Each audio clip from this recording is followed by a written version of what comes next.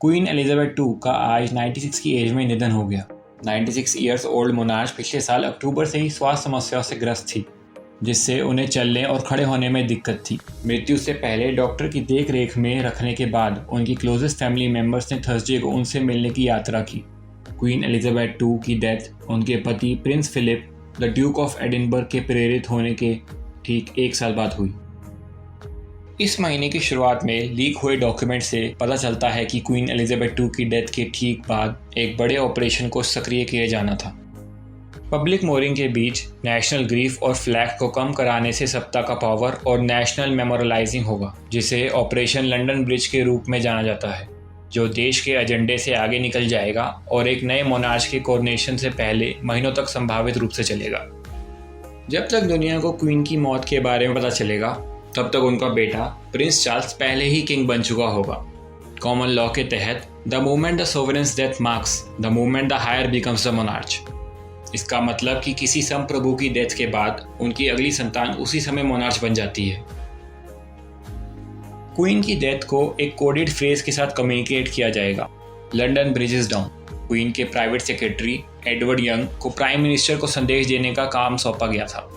तब foreign office Commonwealth leaders को संदेश देने के लिए जिम्मेदार थे एक लूज ऑर्गेनाइजेशन, जो एक बड़े पैमाने पर ब्रिटिश एम्पायर के फॉरेन कॉलोनीज से बना था, जिसमें 15 देश शामिल हैं, जहां मोनार्च राज्य आज भी प्रमुख है।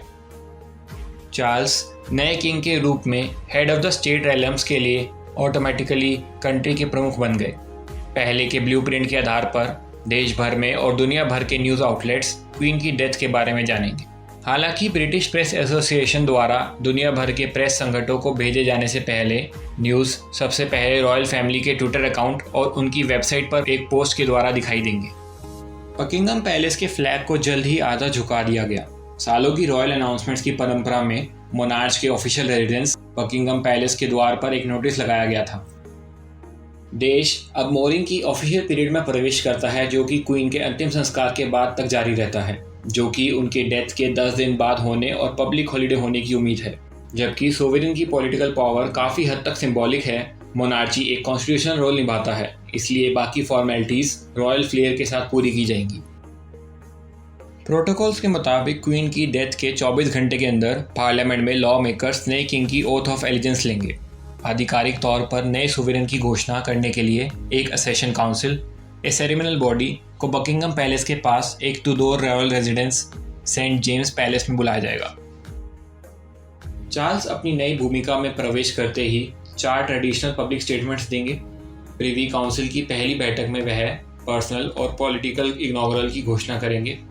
पास्ट में यह एक क्लोज सेरेमनी में होता था और इसके बाद टेक्स्ट लंदन गजेट में पब्लिश किया गया था, जो कि एक ऑफिशियल गवर्नमेंट रिकॉर्ड है।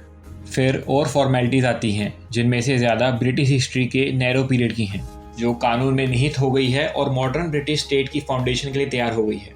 चार्ल्स पहली प्रिवी काउंसिल के दौरान चर्च ऑफ स्कॉटलैंड को बनाए रखने और क्वीन के फ्यूनरल के समय की पुष्टि करने के लिए एक स्टैट्यूटरी ओथ लेंगे। वह बाद में असेशन डिक्लेरेशन ओथ लेंगे, जो कि पार्लियामेंट की एस्टैब्लिश प्रोटेस्टेंट लाइन को बनाए रखने का संकल्प है, जो संसद के अगले राज्य उद्घाटन पर किया जाता है। और अंत में वह कोरेशन ओथ लेंगे, जिनमें इंग्लैंड के चर्च के राइट्स और प्रिविलेज को बनाए रखने का वायदा रखते हैं। क्वीन की डेथ के अगले दिन सुबह 11 बजे एक घोषणा पढ़ी जाएगी, जो आधिकारिक तौर पर नए किंग की शासन की घोषणा करते हैं, जिससे बाद में देश भर में पास किया जाता है। पहले हेरल्ड्स द्वारा, जो यूनिफॉर्म पहने हुए हॉर्स पर पहुंचेंगे, जिनके रूट्स हैं मिडल एज की क्लोथिंग, ट्रेफलगार स्क्वायर और फिर लंदन में रॉयल एक्सचेंज में समाचार पढ़ने के लिए जाएंगे।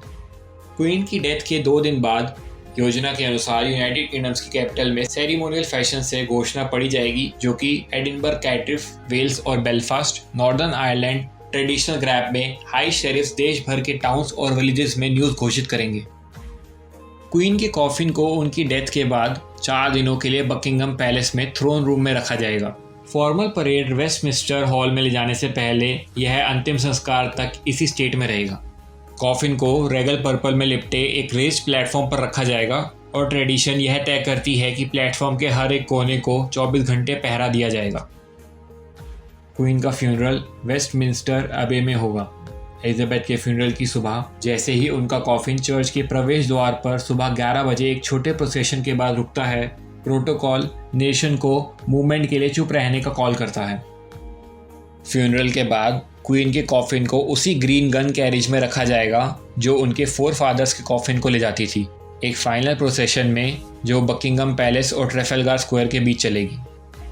इसके बाद इसे लगभग 23 माइल्स दूर विंसडोर कैसल में ले जाया जाएगा, जॉर्ज 3 के बाद से लगभग सभी ब्रिटिश सोविनर्स का रेस्टिंग प्लेस पर। एलिजाबेथ को उनके रॉयल पूर्वजों के साथ सेंट जॉर्ज चैपल में दफनाया जाएगा। उनके पिता, माँ और बहन भी वहीं दफनाए गए थे। अगर आपको यह वीडियो अच्छा लगा तो हमें कमेंट करके ज़रूर बताएं और ऐसी इंटरेस्टिंग वीडियोस के लिए चैनल को लाइक, शेयर और सब्सक्राइब करना ना भूलें। मिलते हैं आपसे अगली वीडियो में। धन्यवाद।